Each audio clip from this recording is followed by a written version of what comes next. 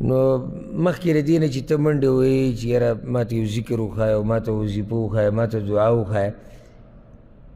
دې ته وګوره چې په راحته کې ستا د الله سره رابطه څنګه وه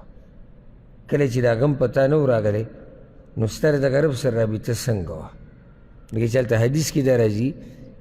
چې الله پیژنه په راحته کې تا به پیژني په سخته کې او الله یادوه په راحته کې تا به یادوي په سخته کې اوس انتظار کوه چې تا راحته کې څه کړي دي که راحته کې دې الله ډېر یاد کړی او د هغه سره تعلقات ښه و بېغمه شه اوس دې هم نه پرېږدي که راحته کې دې ورسره رابطه نه وه او دې ټیم کې چغې وایي نو دا خو هسې بیا هغه وقتي طور ته یو کار کې بس د خپل غم ختمول غواړي انس ابن مالک رضی الله عنه روایت دی او د امام ترمذي راوړی دی وایي كان النبي صلى الله عليه وسلم إذا كربه أمر چې رسول صلی الله علیه وسلم باندې به چې کله څه مصیبت راغی یا یو کار به ورته سخت شو نو دې نه دا فایده راووته چې د رسول صلی الله علیه وسلم ژوند د دې نه خالي نه دی زما او ستا د به دې نه څنګه خالي شي دقه مقلتوب دی چې سړی دا وایي زما داسې ژوند په کار دی به کې د سره څه مسله نه وي دې ته که مقلتوب وایي چې کوم سړی دا خبرې کوي نو د عقل کمی دی پیغمبر صلی الله علیه وسلم هغه اوچته هستي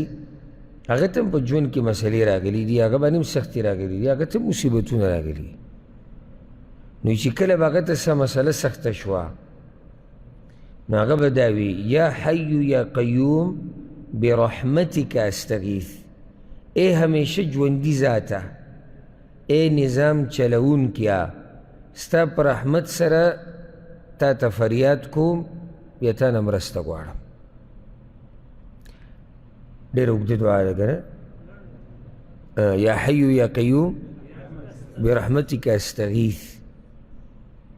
خو دومره قیمتي